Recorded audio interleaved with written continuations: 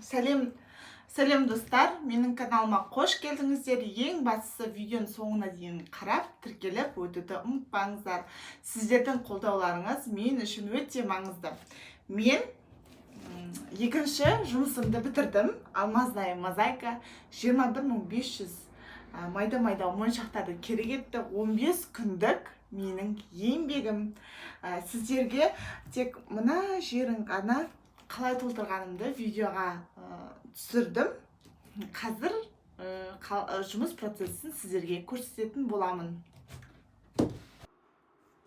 Ал мынау менің жұмыс үстелім. 15 күн бойы осылай жаттым. Шаштық, төктік, жыладық, ұрыстық.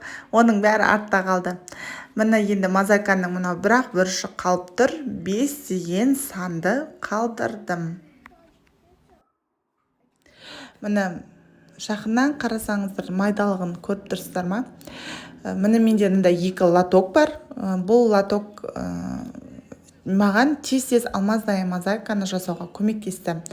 Мысалы, алатын болсақ, міне 5 пен 2 қатар келетін болса, 5 пен 2-ні қатар салып, тез бітіріп тастадым. 15-ақ күнде бітірдім ғой.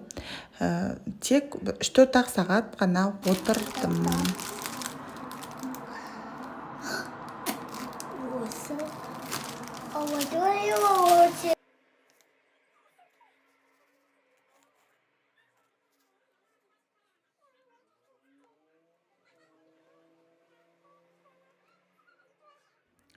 Біз қызыл өзінің пластилинін жоғалтып алып, кәдімгі балалар қолданатын пластилинді алып жасадым. Өте ыңғайсыз болып зорға бітірдім негізі.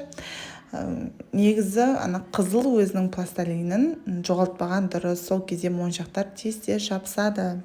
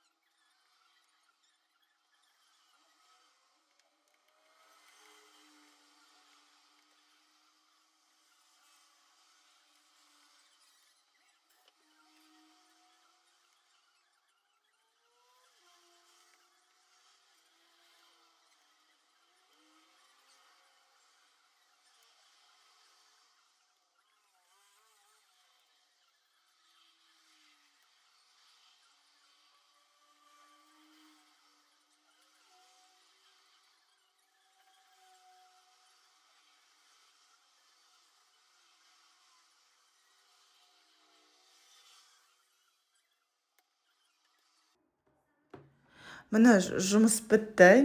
Енді осылай біткеннен кейін моншақтардың үстін міндетті түрде басып өту керек. Сол кезде моншақтар түп-түзу боп, бір қалыпты боп түзеледі.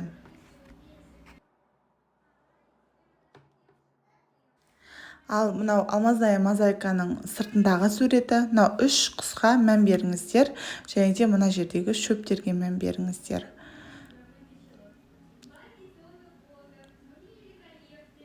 Міне қалай шыққан.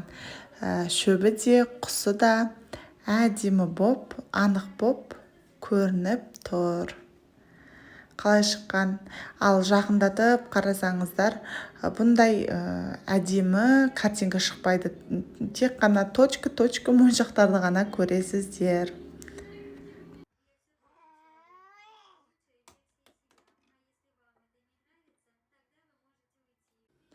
Қыздарым, мама соңына дейін жасадың, әдемі шықты деп мақтап, күшті деп таңғалып жатыр. Одан артық маған ештеме керек емес. Қолдауларыңызға көп рахмет. Келесі видеоны күтіңіздер.